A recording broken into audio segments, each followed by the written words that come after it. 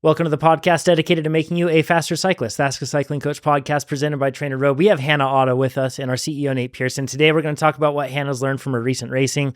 We're also going to talk a little bit about simulated hypoxia. It's getting more and more popular at gyms or through different devices that you can get, and if it's worth implementing, especially for athletes doing Leadville, like the question that we got from Ian here asking about that. But first things first, Hannah, we just got done with 2 weekends of racing in a row that couldn't have been more different. There was Marathon Mountain Bike World Championships.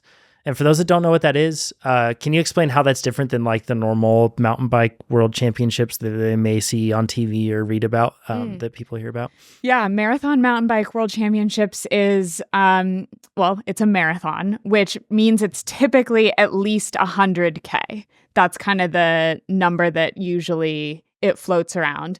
And then, but as you know, 100K on the mountain bike varies a lot in time duration. So I think over the years, we've seen times anywhere from like 3.5 hours to around 5 hours. I did a Marathon Mountain Bike World Cup this year where I placed second, and that was about 7 hours. So it just depends on the course. But it's a long race. It's for endurance athletes. And this is in West Virginia at Snowshoe, where they've had normal cross-country Olympic World Cups recently, and people may have seen that. But it's really different from what you see in the cross-country Olympic course. That's like there's like 1 or 2 sections that are rooty, really. But then other than that, it's more like almost like ski resort service roads and that sort of thing. This looked terrible. If I'm frank, like it looked like East Coast roots and rocks that were just saturated, completely wet, completely slick. And this was like a 60 or 70 mile race. Can we talk? I kind of want to go into like, you've raced this before when it was just a World Cup and then it was World Champs. What was it like at a World Champs event? Like, was the energy different, but was the course different? What were the differences between them? Yeah, the course was a little different. So I raced the World Cup there last year, and that's the World Cup that I won. That was very exciting. But it was also surprisingly, everyone keeps talking about how wet it was this year at the World Champs. It was at least it was less than half as wet really? as it was the previous year. Yeah. Because the previous year it was so wet, there was like 1 to 2 inches of standing water across pretty much the whole course. So you were riding through water at all times. And there was even a section on the final descent where I just hit like a mud bog and my wheel went hub deep. So we're talking super, super muddy at the World Cup last year. So this year I was like, is it muddy? Is it wet? I'm not really sure. But I think that's just snowshoe, even when it doesn't rain there. It's the dense fog and the dew point makes it so the air is always really wet and moist. And so the roots are just chronically wet there. And so this year at the World Champs, it did get some significant rain the night before. The course was pretty different because the Forest Service or whomever had made some changes for conservation in the trail system. So they had to make some changes.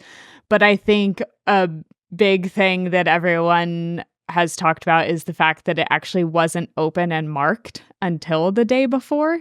So that was also quite stressful for many athletes. Is that normal? No, not at all. I think that there was some surprise due to the trail changes and the GPX file hadn't been updated. So a lot of us out pre-riding were getting significantly lost. I, along with some other people, actually had to be escorted out of an area by a Forest Service helper because we were so lost. And when we rolled up on them, they're like, "You're not supposed to be here." And we were just like, "Help, please. We don't want to be here either." It's like the woods in some sort of Disney movie. Exactly. Like you go in and you never come out. Exactly.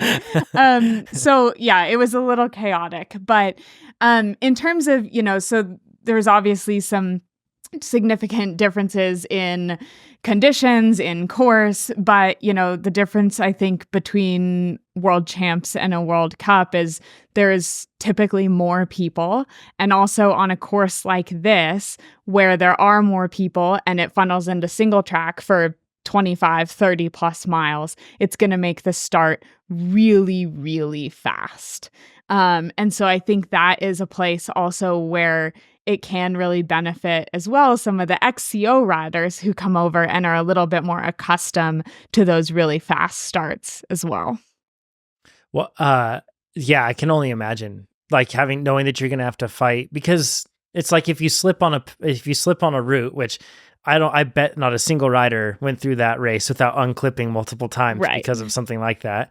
But then if that happens and it causes that, that traffic effect going backwards and slows everybody down. Yeah, you'd be willing. It's insane to think about this, but for like a 60 to 70 mile race, you'd be willing to throw the entire race away just by going as hard as you can in the beginning. Was the start like that? That is what it was. It was pretty much, not pretty much, it was full gas off the line. There was like a 2 or 3 minute start loop where we kind of paraded through the village.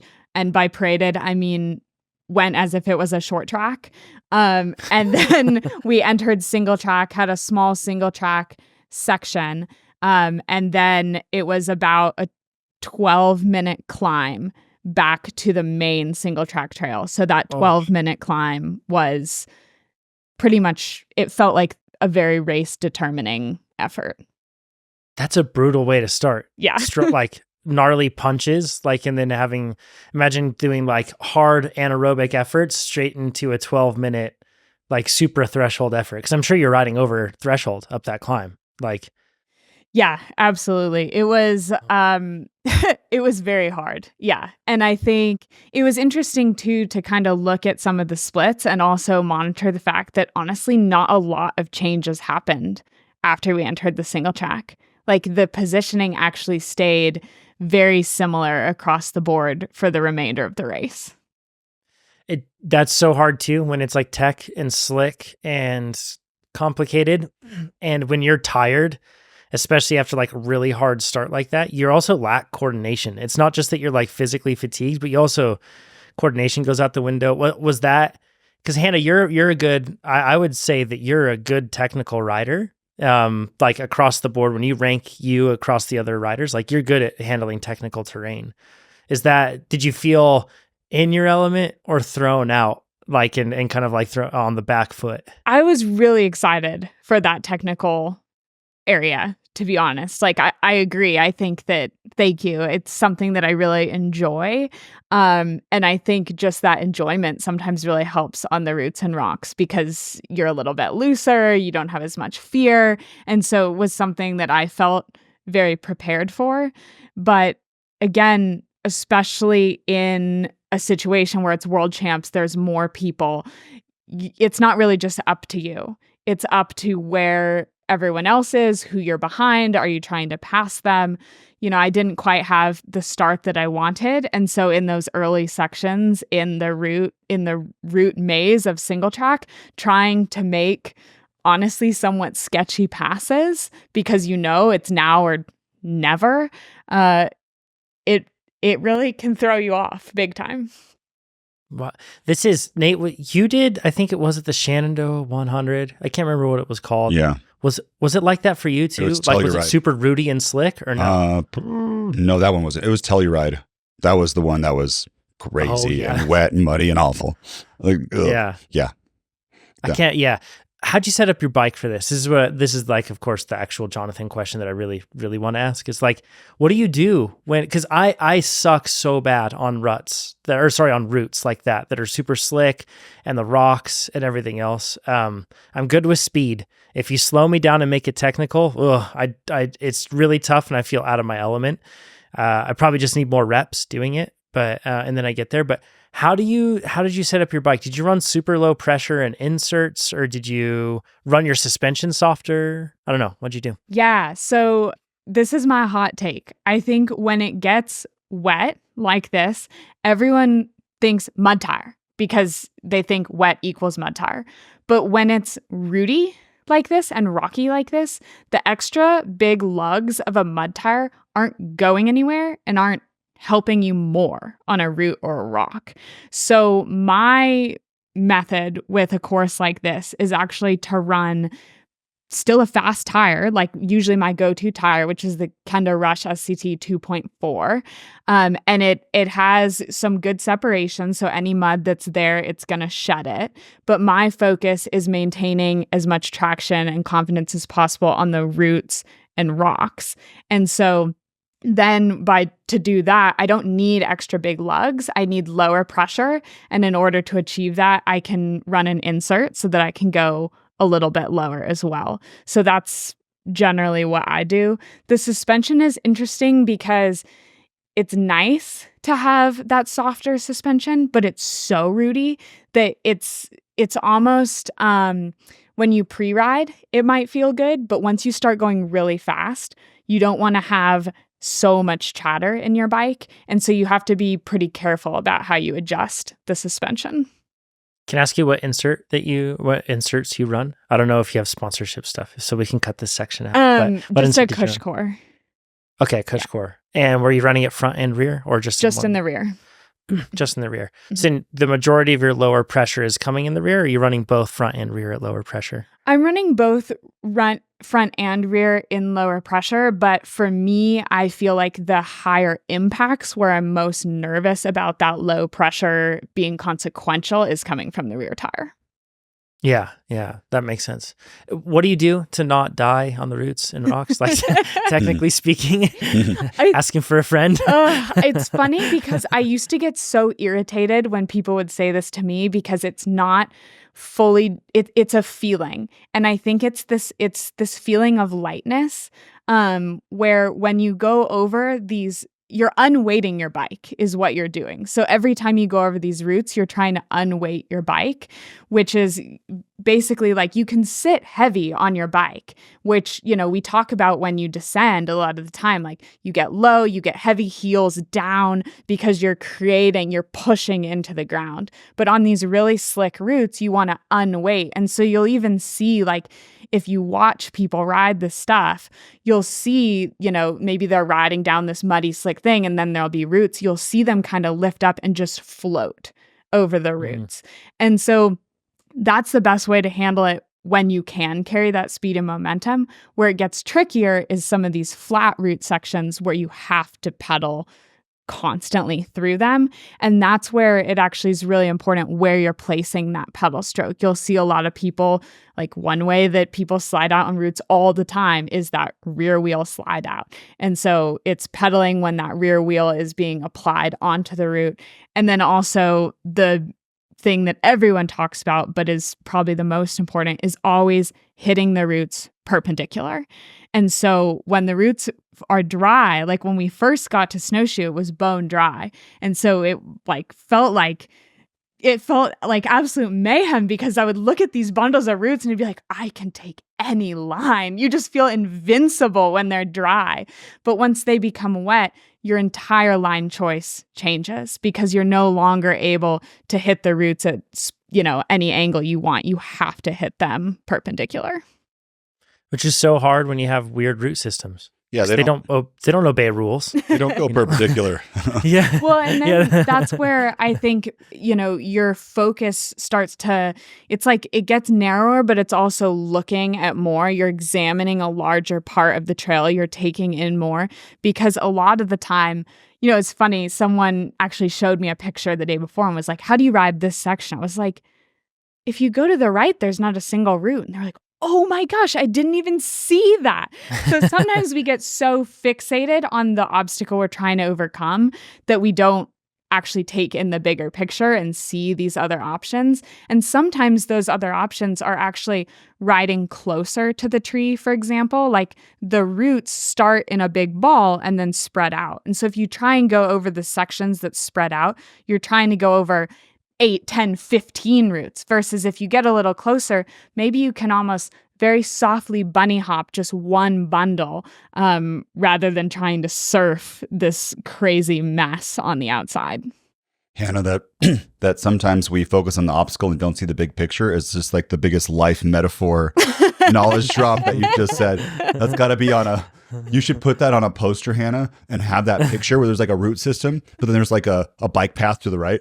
For someone who just ride down. How do I go over these routes? Yeah, I have to go over these routes. They're right there. Exactly. Yes.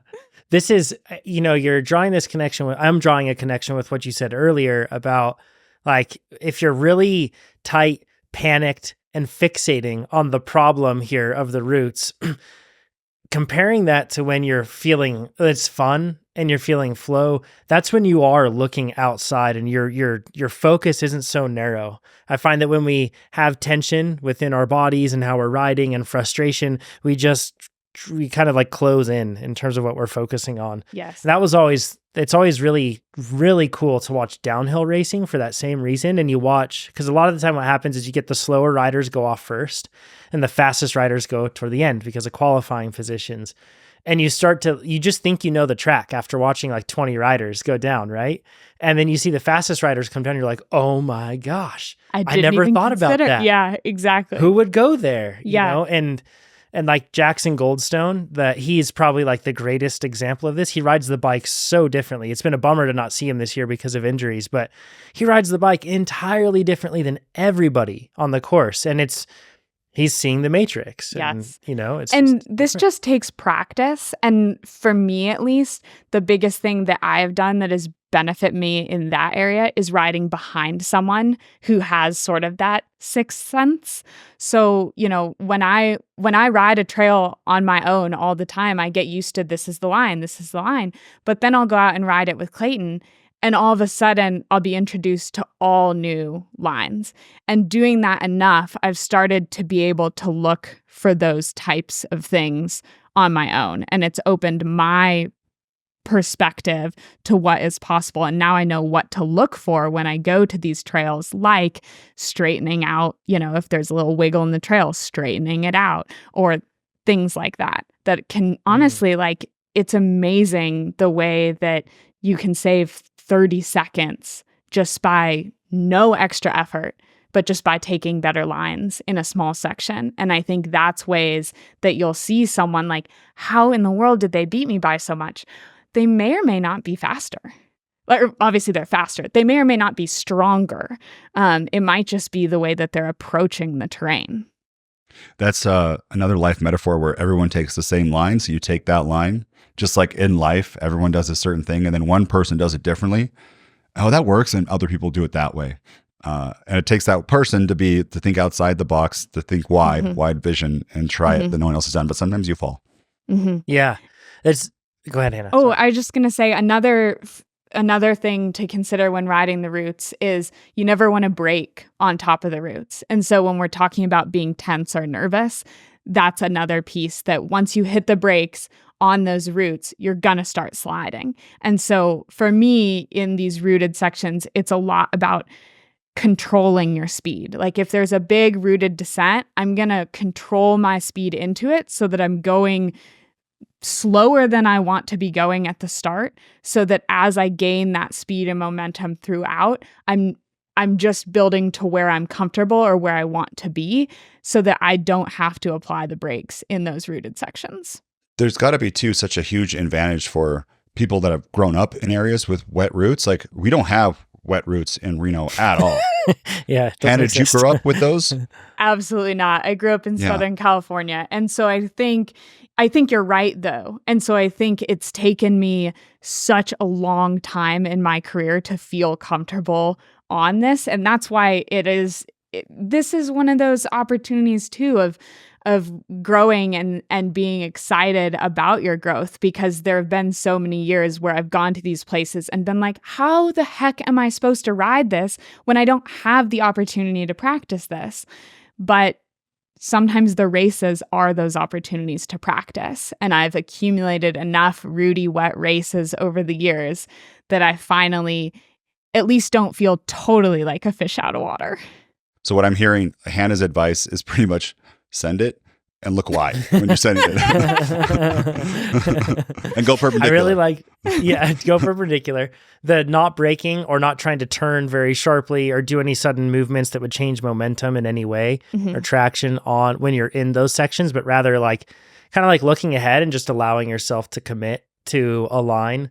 Also, one thing that I've noticed is a lot of the best riders, let's say it's off camber and you're coming across roots, a lot of the best riders, they will subconsciously, because they're so used to this now, But if it's off camber, sloping from my right side down to my left side, hopefully y'all can imagine this that are listening to this.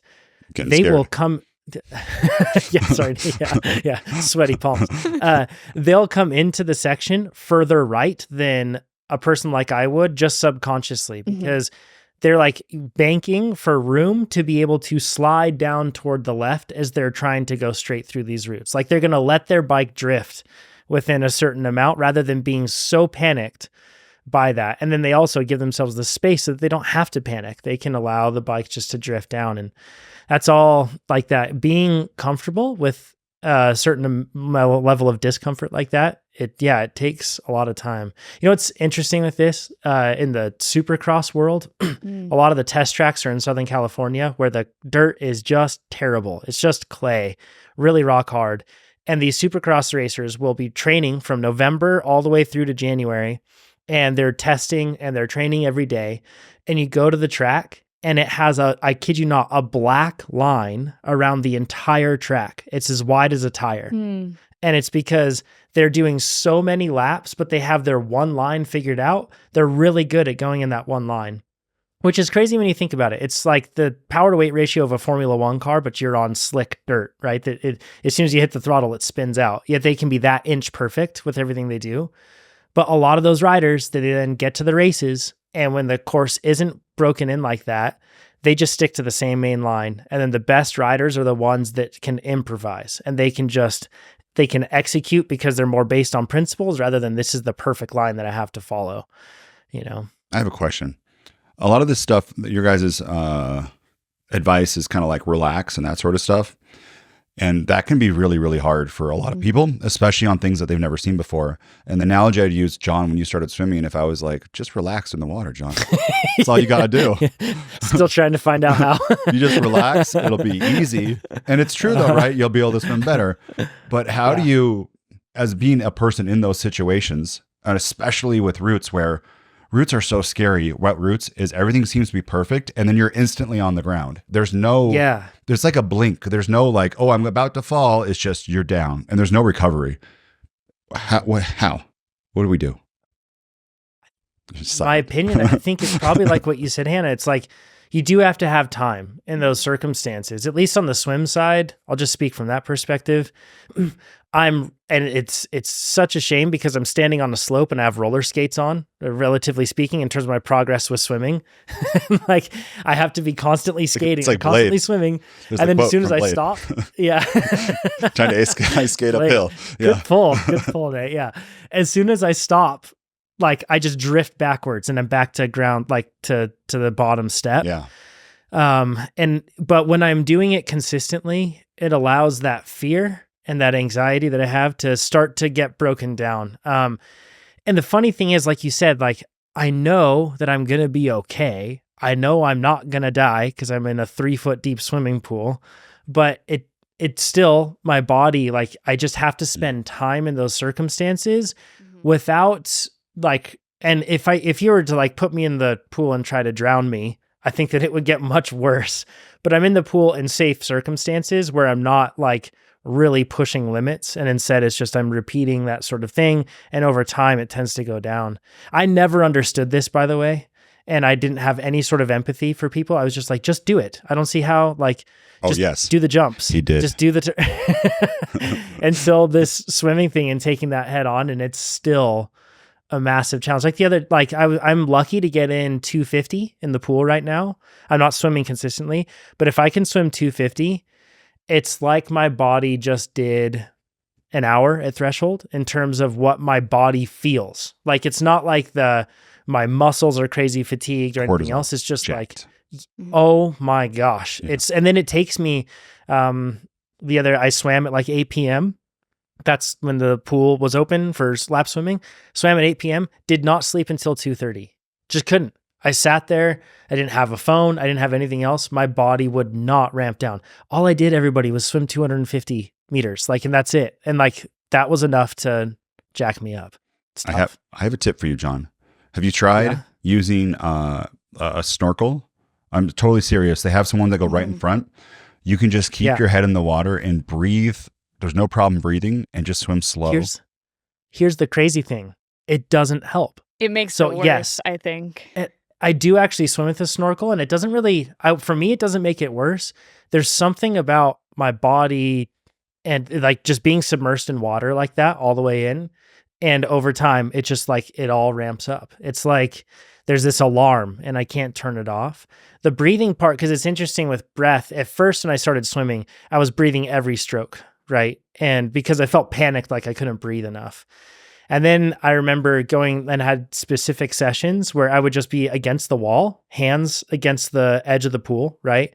And then I was just kicking to make sure that I wasn't floating backward away from the wall, but I was just kicking lightly. And then I was just breathing and I was trying to, and so I would have my arms ahead of me, pushing against the side of the pool, head down in the water. And then I would roll my head to the side and breathe. So I wasn't going anywhere, but that was like my swim session for the day.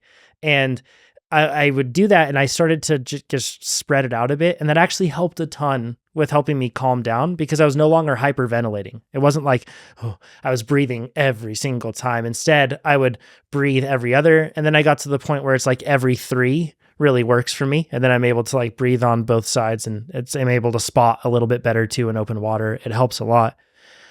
But to your point, Nate, like the breath part, I totally thought I need a snorkel. So that was one of the first things I got. And it did help to a certain extent in the very beginning, but nowadays, yeah, it doesn't really help me. It's just like time and deconditioning my nervous system to just chill, because it's fine. It just doesn't know it.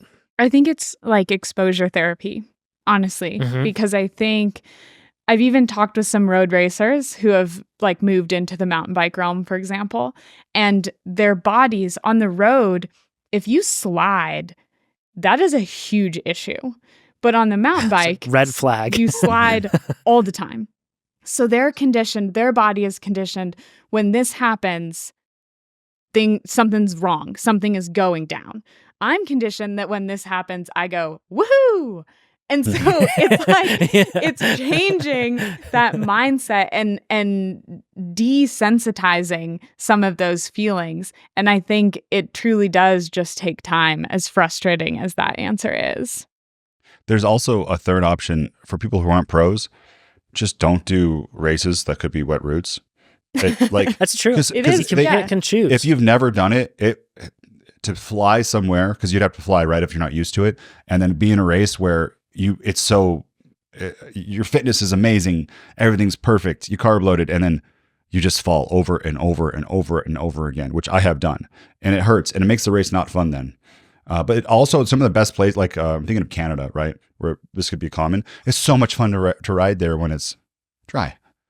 Not so much when it's wet. Yeah. Yeah. And the same thing could be said for a group. Oh, sorry, Hannah. Go ahead. Oh, no, to your point, I think that there were several years in my career where I was so frustrated. Every time I would go to a race and it would be wet, it'd be like, well, that's it. Like my mindset was just not there.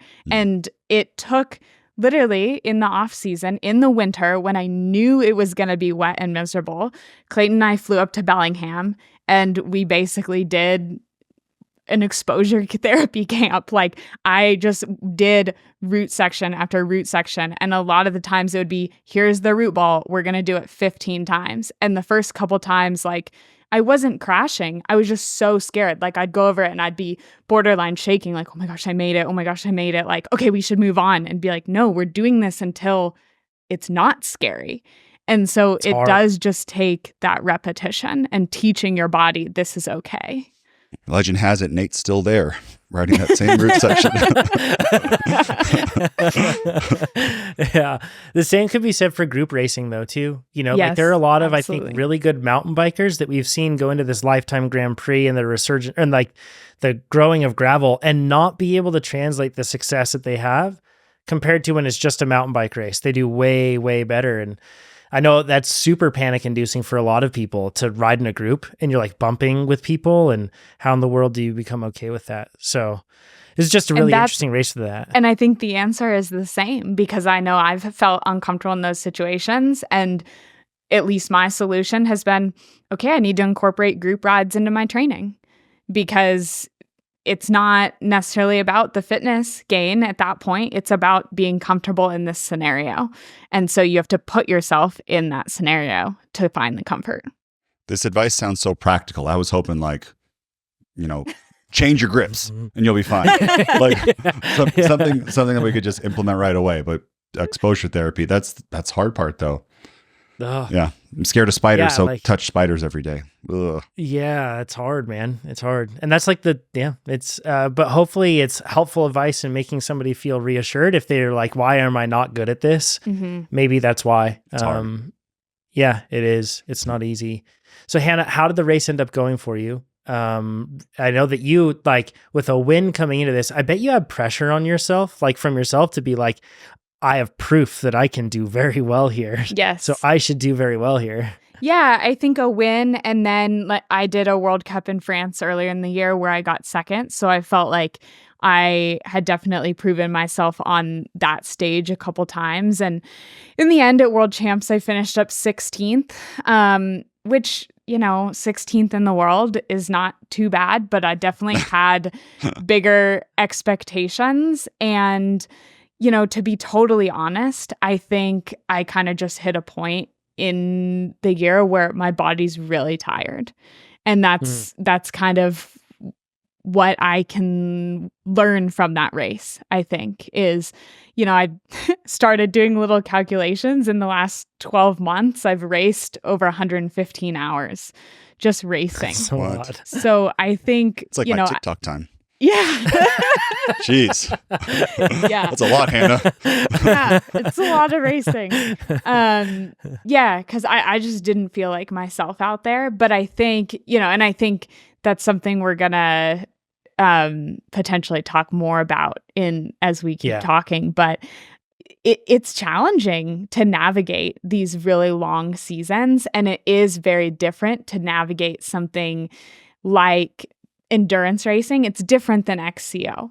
And that's been a learning experience for me too this year, because this is my first year doing just endurance races, and you have to approach it a little bit differently. Yeah, so you went into the rad dirt, which, by the way, everyone kind of the year before treated that as like the drop race, and they're like, oh, it's a new event, nobody wants to do it. And then the coverage, which, by the way, Lifetime Grand Prix, very good job on like your live coverage. That was really cool. It was fantastic. I think they have Starlink now that they have on the UTV, that they're using that to do the live streaming and everything else. And it really seems to be working well, because that was super cool to see all the coverage of the race.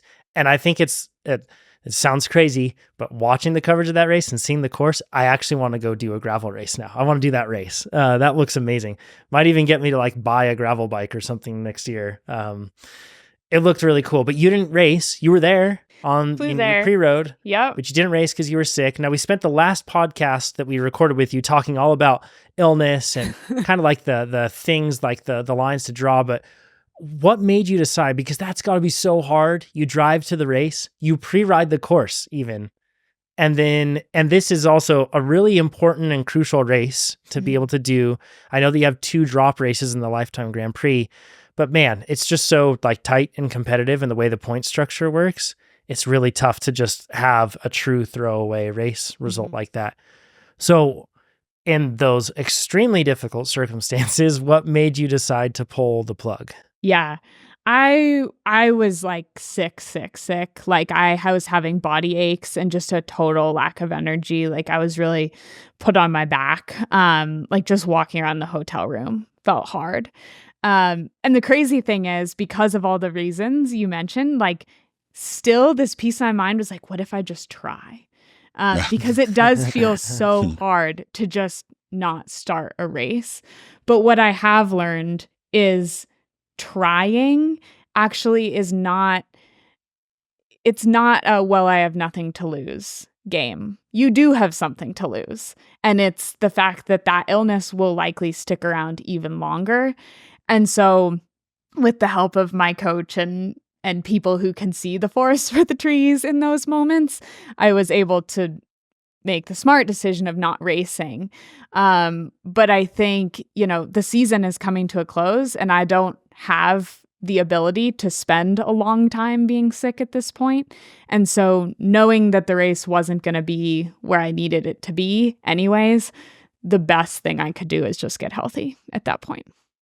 I always try to tell my illnesses too that I don't have time for it, and it doesn't ever work out. It doesn't work. It never out. works out. Exactly. Kids Yeah. either. Yeah, same thing. Yeah. No, I mean, sorry to clarify that when you're sick, you have kids, you're like, you can't take time off, right? You have to still be a parent. Yeah. Not that we don't have time for kids. You don't have time for the illness, and it just doesn't listen. How do you, Hannah, when you get sick like that, how long does it take to get back to where your fitness was before you were sick? And what kind of pathway do you do to get back to that point? Because I'm sure you're not just as fast afterwards. Well, it's an interesting question because I don't like when you go back out on ride, I don't think you feel as fast typically because we don't wait until we're 100%. We wait till we're like 80, 85, 90, right? 40. And so it's like, oh, I'm like. Yeah, let's be realistic here. Exactly. It's sub 50.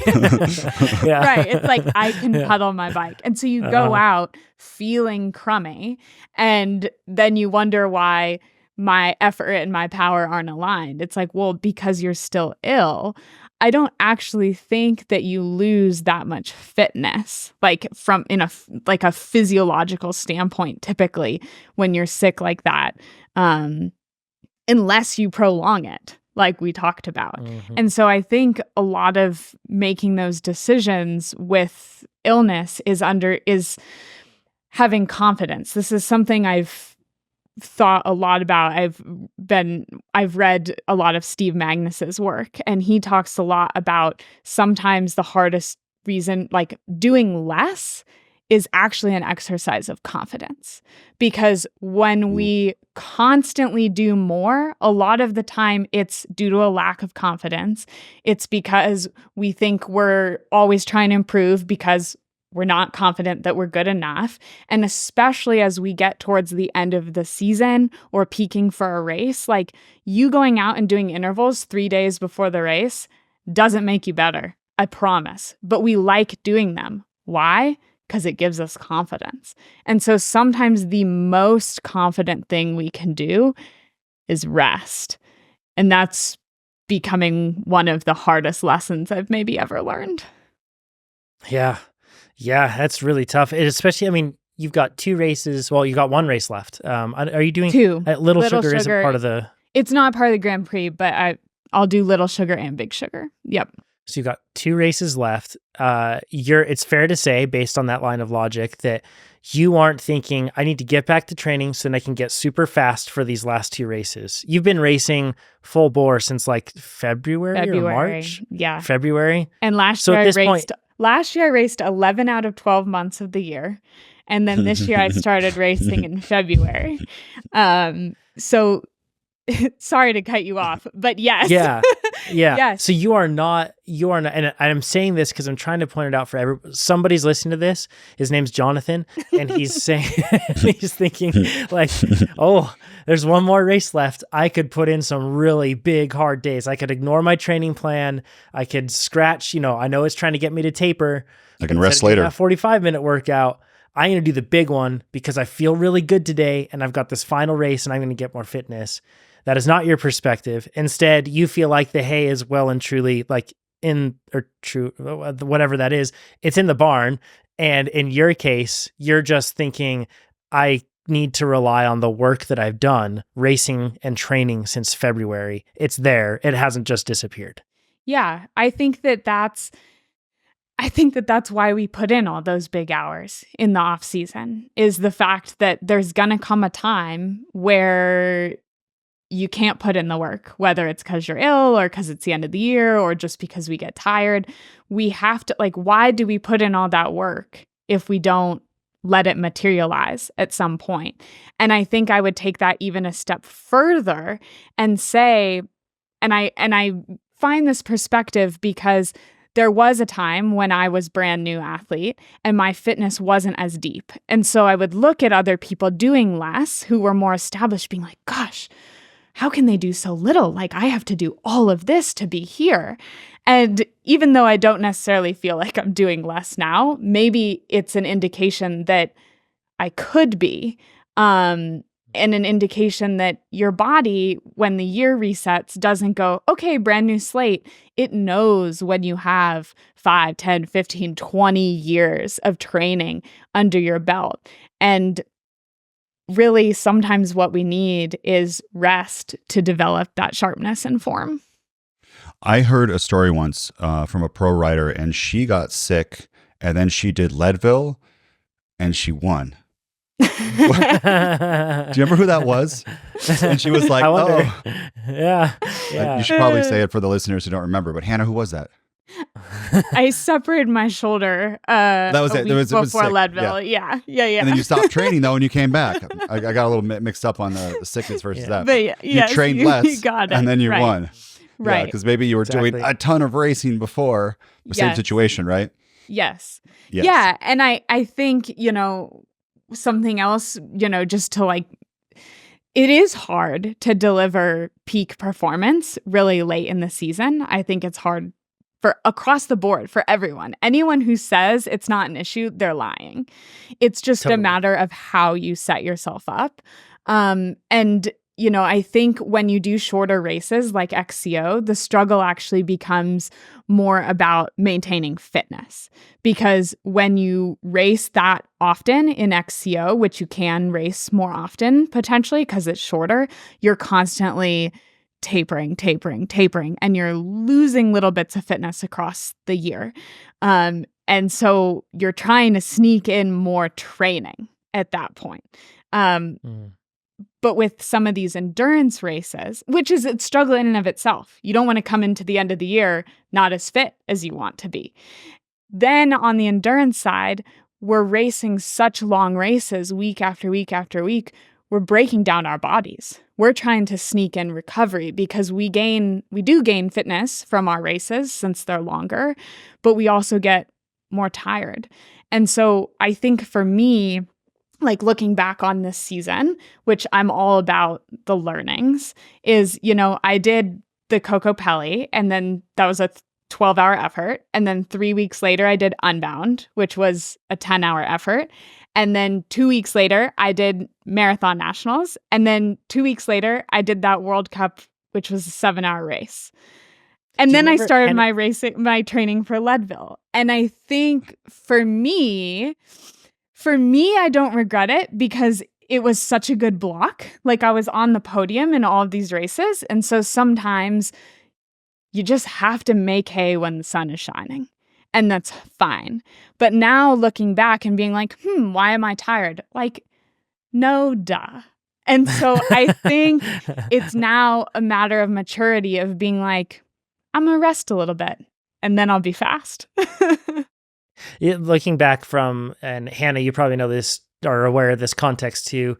Remember Nate back in the day with Ironman triathlon when it was first coming around? Kind of like the thought was like, you can only do one of those a year. Yeah. Remember and it was like, you can't do more than that. Pros could do maybe 2 if they're like 6 months apart. Yeah. And it wasn't just like, you don't want to, it was like the body needs time. And while it is true, the body, these things take longer than many times we think to recover from these big rides and Unbound. Like don't kid yourself. And also what you did on Kokopelli, those are efforts akin to that sort of effort, like a full distance Ironman, basically. Like, and I'm not saying it's the same. Triathletes don't come at us, but it's different, but very similar in terms of the actual strain on your body that you end up accumulating. But like looking at it, it totally makes sense. But man, in the moment, it doesn't feel that way. And this operates at a way smaller scale, by the way, all of you listening to this. I'm looking at you. It's when you do that group ride that's 4 hours long on Saturday. And then on Sunday, you still do the big long ride that you wanted to do. And you're having so much fun the whole time. And then the next weekend, you do it again because it was so good the time before. And then 5 weeks later, suddenly you show up at this race that you really cared about and you're really excited about. And you're like, why did I get dropped? Why am I so slow? Why do I feel so tired? I just yelled at my child because their shirt is the wrong color. Like, it's like, it's like you start to really fall apart and you don't even realize it, but it's because we just have this pattern of biting off more than we can chew. Here's the slippery slope is then you get dropped in your race. You wonder why, and you think, I need to train more. I'm not fit enough. Yes. I need to push harder. And this is the opposite. Like, please, you're hearing it here. Sometimes rest is the answer. Mm-hmm. I wish there was a software company that would give you yellow and red days when you push too hard and told you to back off and gave you the imagine that the confidence to do that. it. Yeah. You know what's cool is I met somebody at Steamboat and they said, I used to just use TrainerRoad because it was just like a winter thing. Like I did it when it was cold. And they're like, but I use yellow and red all the He's like, I use it now because of getting yellow and red days. And he's like, and I use it all the time. He's like, I haven't done a workout in forever. He's like, I just do my rides and everything else. And then it lets me know when I'm pushing too much coming into it. And in his position, he was like, I haven't had a red day in 3 weeks. And he was going into Steamboat. So he felt like super proud of himself and prepped, and he was ready, right? Because he hadn't pushed too much. It's so true. We need like that third party to be watching and to be able to tell us, because we're too emotionally involved. It's way too much fun to do that group ride and to do the solo ride and do all those things to just, be able to objectively every time say, no, I need to change that. I need to skip those things. It's cool to be able to do them and then get the rest you need thereafter. And then you can kind of understand the fact that like, oh, I was red on Monday and Tuesday, and thus I missed one of my key workouts. And if this keeps happening, that's not going to be good for me. So I can do these things. I just need to plan ahead and make sure I give space, It's key. Well, Hannah, let's get into Ian's question. And first of all, good job, by the way. Not only at marathon, 16th in the world. I know like Nate snickered at that when you're like, I guess it's not too bad. Like from our perspective, Nate and I are listening to that and we're just like, oh my gosh. Like, wow. Well, thank you. That'd be incredible. And then also good job on making the smart and really hard decision at Rad. I'm actually going to be at Big Sugar, by the way. Oh, good. So I'm not racing it, but going out for the weekend, going to spend time with friends. It's going to be a good time. So. For fun, or do they have the bicycle leadership conference there again? I think there is something going on for that, but I am not going to that conference. Okay. I'm truly going for fun this time. Nice. And I'm bringing my mountain bike and I'm just going to ride really fun trails and stuff. It's going to be great. So awesome. Hopefully distract some of those people that are going to race, and it's going to be an important race, but hopefully snag them out for a group or for like a mountain bike ride during the week. It'll be fun. So Ian says, I'm training with the hope of competing at Leadville in 2025, which by the way, so many of you sent in messages. I say so many just because it always feels overwhelming, but more than 10 messages I counted this week on people saying that like, I'm training for Leadville and they have some sort of question about it. So I tried to pick ones that are broadly representative of the topics. Ian says, I live in Toronto and I'm concerned about the altitude. I have joined an altitude gym, and it's called altitudeathletics.training.com, I think is what he has on there. So I don't know if that's like explaining it or if that's the gym. But anyways, he's joined a gym here with a hypoxic training room where the oxygen is reduced to 15%, which simulates the available oxygen at 9,000 feet. But this is really important. And I'm glad you pointed this out, Ian. He says, but no change in pressure. I've listened to your advice about when to ideally arrive at Leadville. And he says, he even points out, for those that are listening, podcast 486 at 8 minutes in. That's awesome, Ian. You're great. And Ian says, and what equivalent power to weight ratios are necessary to achieve different times? And he says, thank you for that too. Yep, you can listen to that episode. It gives you all the walkthrough. Can you offer your thoughts on hypoxic training? How to make it effective if it's not snake oil, how to adjust training plans. In other words, he says, like, does the EPO kick in after 3-hour rides? And thanks for all you do. I guess, Hannah, maybe I'll just go into the actual, like what scientific research shows about simulated hypoxia. And two, it is important to point out the differences here, because if you look in the research, and I'm going to link down to a video that I've published here that's all about altitude training. And this is still not a year old yet, and it goes through just like the latest research that exists on it. So it's a pretty good review of what we have. They always demarcate when it's simulated hypoxia or true hypoxia. They always do that. And the reason for that is the difference in pressure. The actual, when you look at it in the data, simulated hypoxia has less beneficial effect than true hypoxia. In other words, actually being at altitude. And that if you were to look at it from a systematic review perspective, you will find that is what we see. There's less impact. But we don't have any current understanding whether that's because the pressure doesn't drop, so your body perhaps lacks a certain signal to be able to drive the adaptations, or we also don't know, and it's more likely, this is like using Occam's razor here, when you do simulated hypoxia, you probably just aren't spending enough time in a hypoxic environment. What the research tends to show is that 12 hours is like a minimum of time in a 24-hour day that you would want to spend in a hypoxic environment in order to get adaptations that you would hope to achieve from something like an altitude camp. So 12 hours is a long time. You've either got to be sleeping in an altitude tent for 12 hours, which most people don't sleep for 12 hours, or you have to be in a situation where you're almost like participating like in an experiment, or your home is somehow oxygen controlled across the board. If you just have a facility you go to, that's probably not the best approach. Sorry, Nate, you had something to add. No. I think it's the opposite. Ian wants to live high and then go to a gym where it's like, I'm going to have sea level or sea level plus oxygen. I remember I was part of a study back in the day I don't know whatever happened to that, but it's like 15 years ago, to try to see if that would be healthy for athletes to be able to take an extra oxygen while they train. I think this gym sounds like the opposite of what you'd want to do, because you'd be limiting your workouts, how hard you could go, without the benefit of the extra red blood cells from being up there all the time.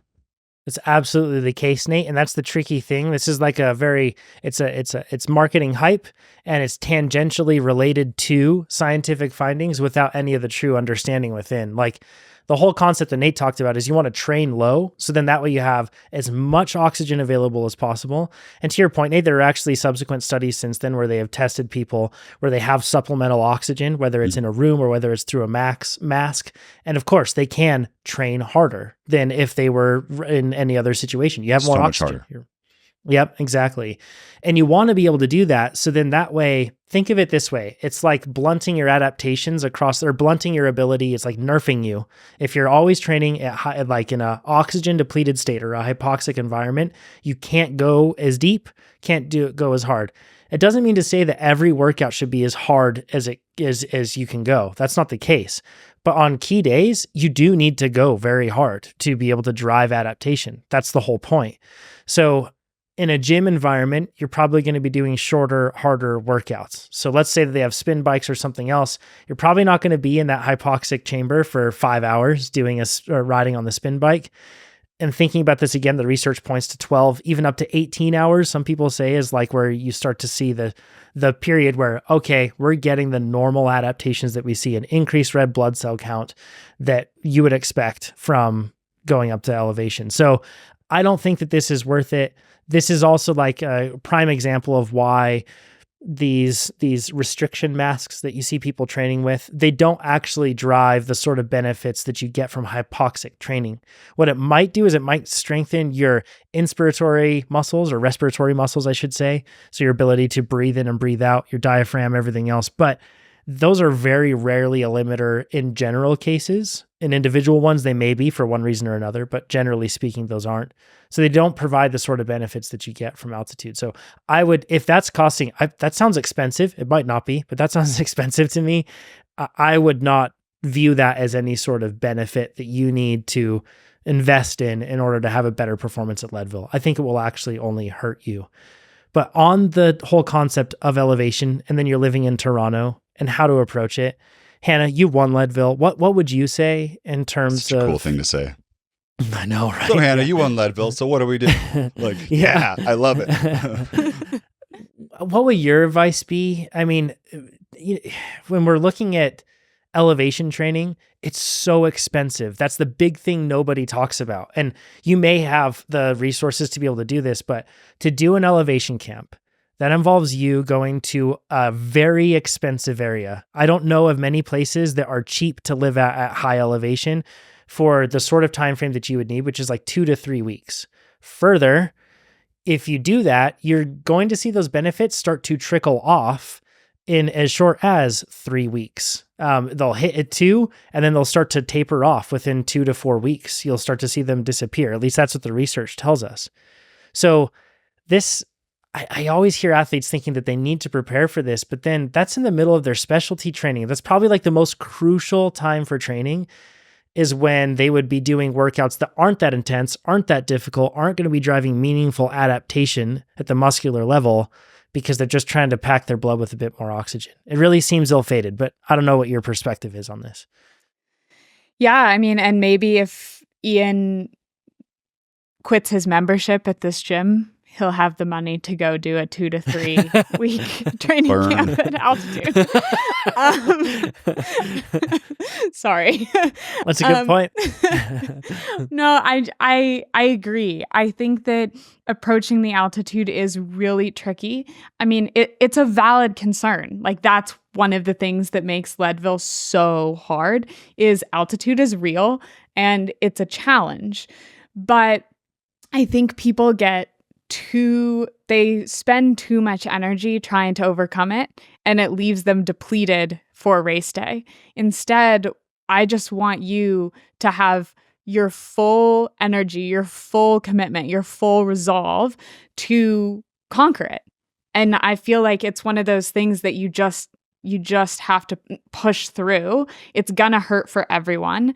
But, there are better and worse ways to do it. Like you said, you can go for 2 to 3 weeks ahead of time if you have the financials and the time away from work and all of those things. Maybe it's good. You'll probably feel better on race day if you do that Worse approach. leading up to it, and then The challenge is to expand even on what Jonathan said is in those 2 to 3 weeks leading into the race, you can't train that hard.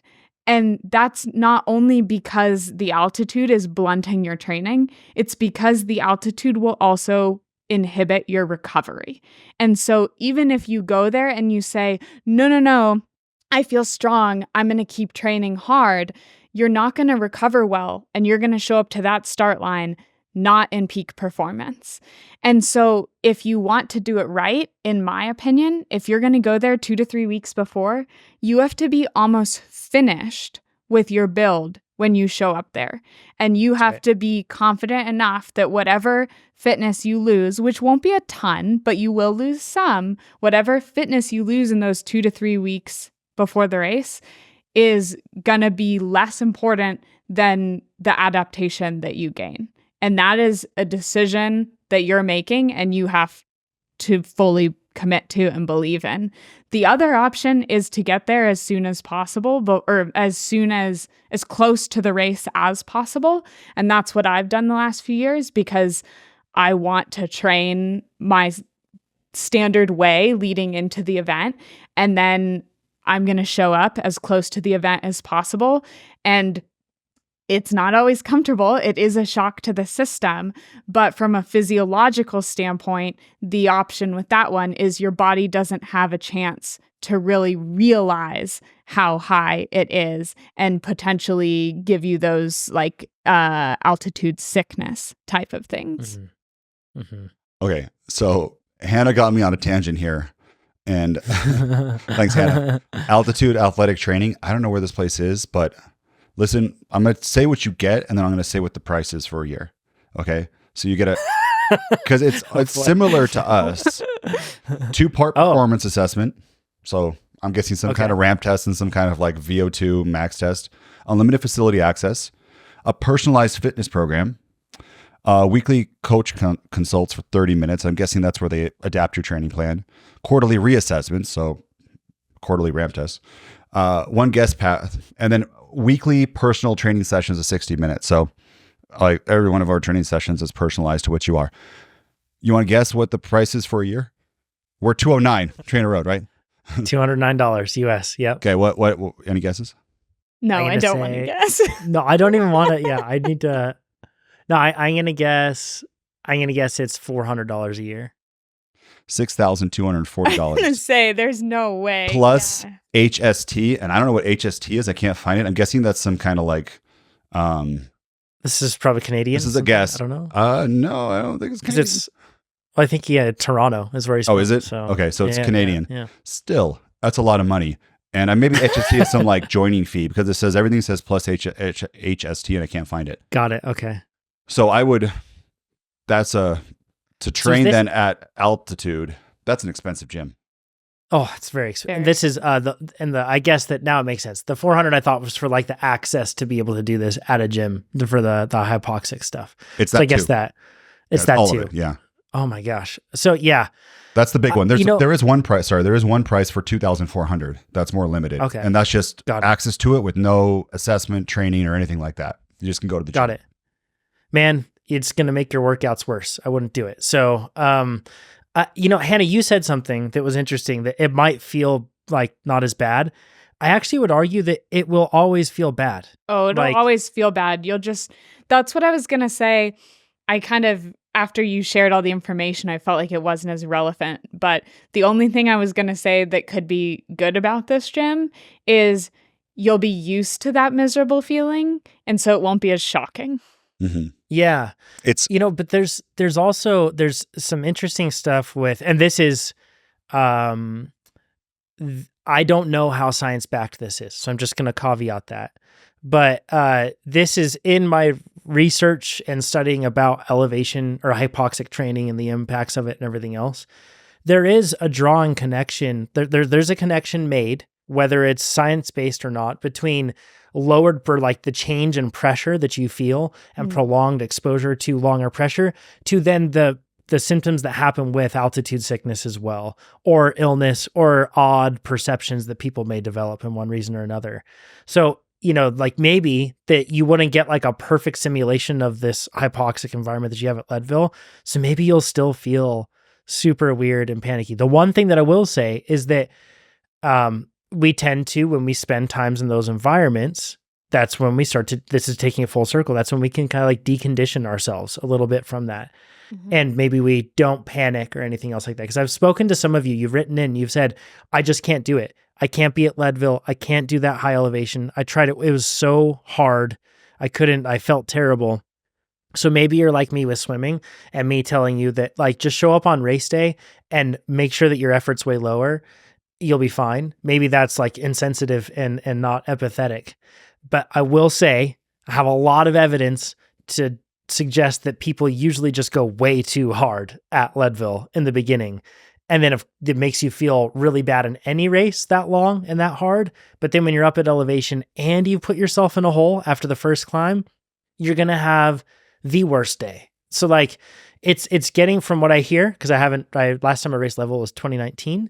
And from what I hear, people are doing better at pacing. When I did it, I was like right behind the pro corral when I started.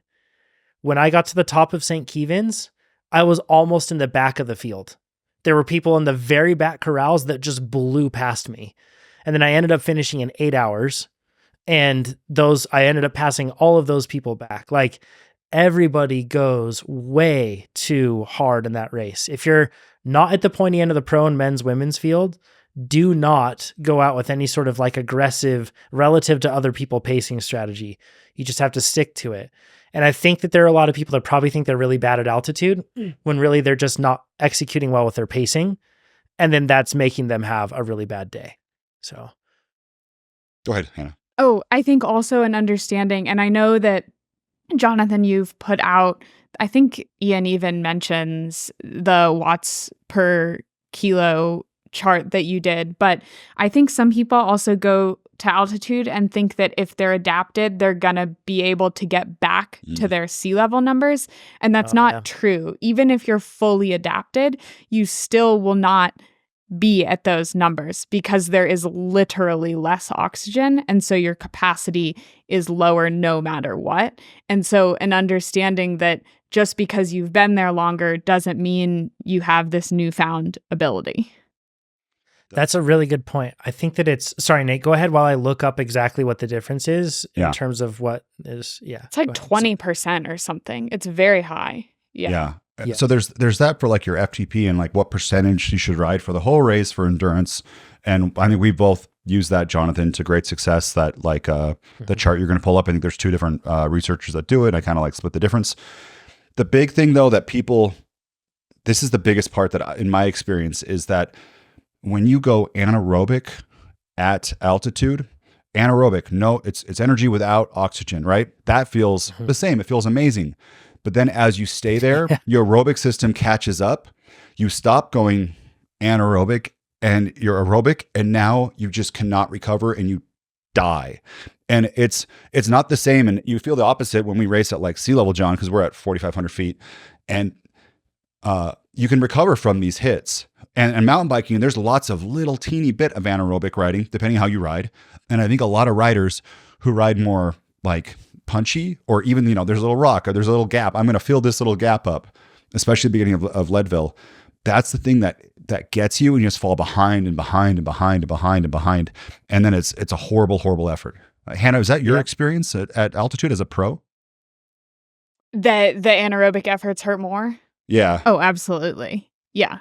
Yeah. And I think that you want to, at those altitudes, you want to do everything in your power to not do those efforts. I even changed my warm up for that. Most people aren't warming up for Leadville. The pros, we do now, because it does go a little bit harder off the line. But typically in my warm up, I would include a couple 10, 15 second punches just to get the legs moving. I don't do this at Leadville because I just feel like that, even that small anaerobic effort, I just want to save it, because you don't get that many of those that high. And the crazy part is, at altitude, I don't have any science to back this up, or no, research, science, yes. But you should be able to sprint just as hard for 3-4 seconds at altitude as you do not with altitude, because it's not the oxygen that limits it, but it's the recovery that you need the oxygen for. And that's the one that brings it out. And then if you're still pedaling and your body's I'm using some oxygen to recover and then some oxygen to push, you're actually, the amount of oxygen I need is something for a VO2 max effort right now. And I can't sustain this. You need to slow down a ton. And it is that is the part that feels like panic, because you're riding at what seems like to be an endurance pace. And you are you cannot catch your breath. And then your brain goes, it's the altitude. I can't believe this. I'm going to I need one of those. You land in Colorado and you see those oxygen tanks everywhere. You're I need one of those. I have altitude sickness. I'm going to die. Oh God. And you get the panic, just like swimming and me riding over roots. And then that's also harder. You're probably using more oxygen because you're panicking. Mm-hmm. Yeah. Mm-hmm. Spot on. The average elevation for Leadville is 10,000 feet. Okay. So if you are acclimatized to that, you can expect your threshold, basically, you'd have to reduce all your zones in your FTP. You would have to reduce that by almost 18%. So that's how much of a reduction that is. If you're not acclimatized, it's not that much more. It's only 4% difference. Mm-hmm. So that's the big thing, is to your point, Hannah, a lot of people think, once I'm acclimatized, I can just do my normal power. No, it's 4% difference being acclimatized to not acclimatized. And when we're talking about 4% difference, that isn't 4% difference in your time or your power or anything else like that, your time that you'll have toward the end of the race. This is 4% difference in terms of how you should be adjusting your pacing plan. That's the way to think about it. Mm-hmm. So you'll drop whatever your pacing plan would be at sea level, if that's what you're used to. You drop it by 18% if you're acclimatized. You're going to be dropping it by 22% if you're not acclimatized. And the thing is, if you are executing your plan incorrectly and you're pushing too hard, the gap in terms of your time by the end of the day is going to be way bigger than any benefit you would have gotten by going there 2 to 3 weeks earlier to become acclimatized to have that small 4% difference. So it's a classic example of us focusing so much on a detail that is ever present, seems very intimidating, but actually in reality, you can try as much as you want, but it's probably not going to make a whole lot of difference. Whereas you could do many other things that don't require that expense, don't require that cost or that focus or that really sacrifice that you would have, and then you'll have a much better day on the bike. So, and I'm going to throw another wrench in there and also say, so that's where going there 2 to 3 weeks ahead of time to become acclimatized and gain that, in theory, gain that 4%. Could you have been 4% faster from training at home, from not going up to that altitude, from recovering better, from having higher workouts? And to bring it all the way back to Ian, I think we have already established that this altitude chamber is not going to give him acclimatization. But let's pretend it did. Even in that case, you're gaining, in theory, 4%. I promise you could be 4% faster just by doing your standard workouts and raising your FTP higher than it will be in that chamber. Your standard TrainerRoad workouts. I'm a stickler for this, especially at work. And I like to say 4 percentage points different, not 4% different, because they might think of the percentage of that. Yeah. And it's used interchangeably, depending on what industry you're in, but just in case hopefully they've already commented about how Jonathan is we had some messages about me. Jonathan doesn't understand, blah, blah, blah. You understand. Yeah, And now they totally. can now do another comment apologizing, and that will then raise our, Yeah, raise our exactly. circulation. Yeah. I'm referencing Bassett, by the way, the data collected by Bassett and colleagues, not the data collected by Perrinet and colleagues. Perrinet is different. That has you sitting somewhere around, it's like 14% reduction. I haven't seen that except for in very high level athletes that like are very aerobically gifted. They tend to see less of a reduction. So maybe that applies closer to like a Hannah, whereas a person like me, I am probably closer to Bassett. For me in terms of what I see for reduction. I did 20% at Leadville, worked great. Like for the adjustment in terms of pacing, I think it was just right. So I can't tell you like stress enough too. I'm a maximalist, right? And I'm always like wanted to play on the edge or something like Leadville, use that lower number and start off that. And when you get to power line on the way back, if you have any energy, you've won, right? Like if there's anything left. that is such a race to play on the conservative side because there is so much time between power line and the end that I lost a lot of time there. It's totally I don't know. Just trust me, Bo. That's what I think people forget is they're so afraid of pacing too easy and not being the best they can be. But like at any moment, you can decide to go harder. So why not just start easy with the intention of, okay, if I feel great at Powerline, I will sprint to the end. It's an option. Yes. There's a lot of moments at Leadville too. It is a long, long, long race. A lot of moments. Yeah. And the whole thing about like being with groups and how it's like so crucial, it just simply isn't. Like chances are, number one, the air's thinner up there. That's the thing that people don't talk about a whole lot. There's a whole lot less pressure. Drafting, it does have less impact than it does down when you're at sea level. But the big thing that people don't realize is that when you're riding with a group and you're pulling turns at the front, let's just say that you have a window of power that's going to be like, I can ride at 200 to 220 watts. And if I do that, and that's my pacing for Leadville, then I'm okay. And if you're with a group, I guarantee you, when you go to the front or to hold on to people's poles, you're going to be doing 280, doing 300 or something like that at different points. And at Hannah's point, all it takes, if Hannah's skipping those spikes in her warm-up, I promise you should skip the spikes in the race. They make a huge impact. I caught up with a group at the bottom of power line. I did one rotation through that group and I let him go. And that like hurt my ego because I was like, oh, I'm a big fast guy. I should be able to go really quick with these people. And I really like riding in groups.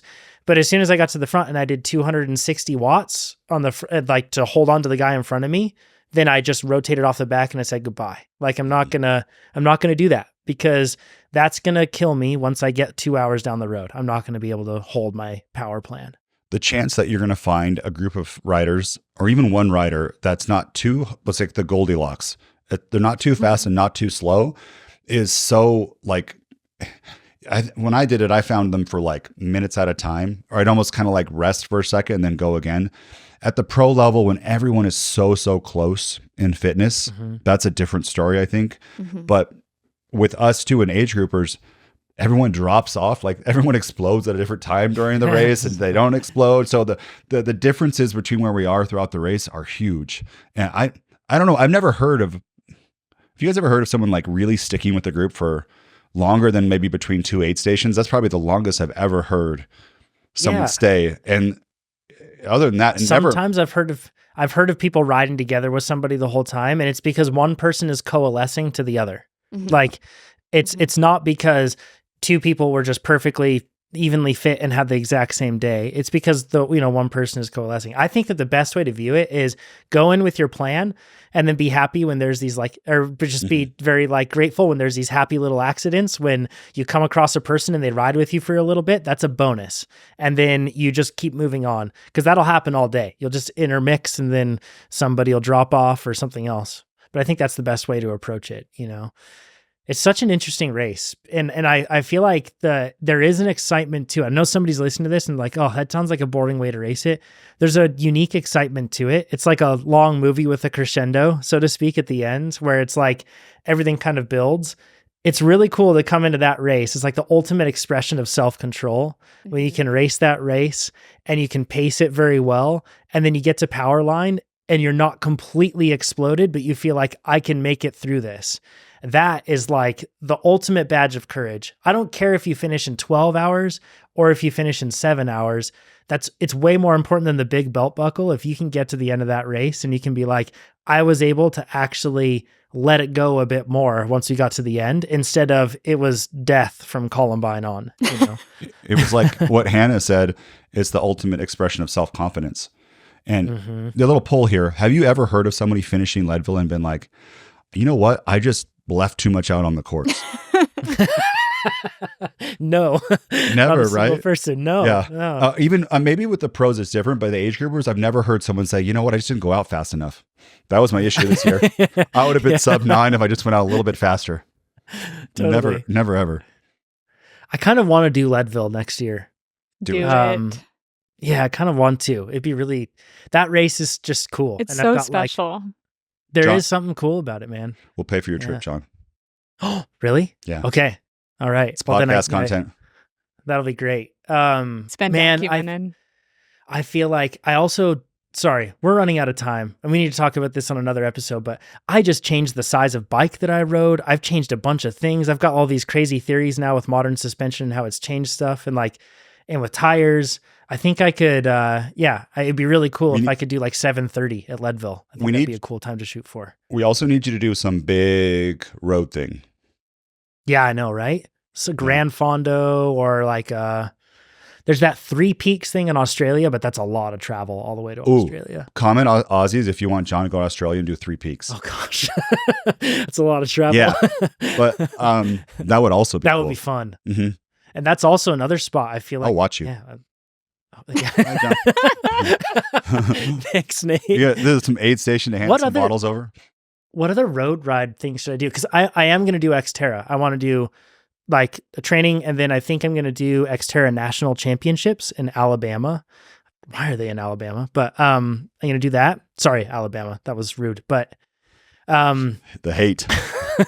Get them, guys. But I want to do that, and then maybe a road event that's like a big one. I'm not doing Tulsa Tough again. That was my life flashed before I consider myself a very comfortable racer with chaos, and my life flashed before my eyes like 10 times, and then I crashed. So everyone knows too, the reason why I'm not racing is concussions. And I had some really, for those who are new listeners, I had some really bad concussions where I would forget, like I couldn't remember the names of my kids.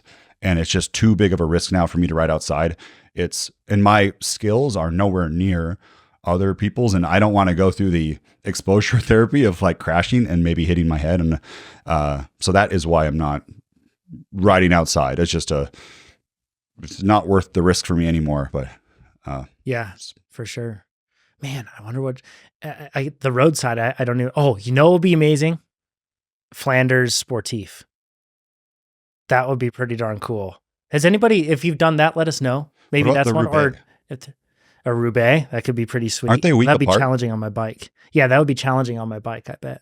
I'm sure we could get you a bike that would work for that. Like you could rent one over there. Go. Yeah. Yeah. Who wants to see John shake for 12 hours? Yeah. I know it would take 12 Hannah, hours, but yeah. This has been awesome. Thanks for joining us. You're just great. For people that want to connect with Hannah and everything else, if you're going to be at the final round of the Lifetime Grand Prix, I don't want to pull Hannah out of her focus, but follow Hannah on her social channels, because then maybe you'll see like if she's going to be doing a ride with and having other people join or something like that, you can go and do that. Go support Hannah. We're just huge fans, and you approach your racing from such a cool perspective, and we really appreciate you sharing transparently with all of us. Great job. Thanks so much. Yeah. And everybody, if you listen to this and appreciated it and you want to get faster, I genuinely can't think of anything in cycling that has a more positive ROI than signing up with TrainerRoad. It's incredible, especially with what we've released when you start to look at everything with the new training plan builder. It's amazing. Go try it out. 30 days risk-free. We'll talk to you next week. Thanks, y'all. Bye-bye. Bye.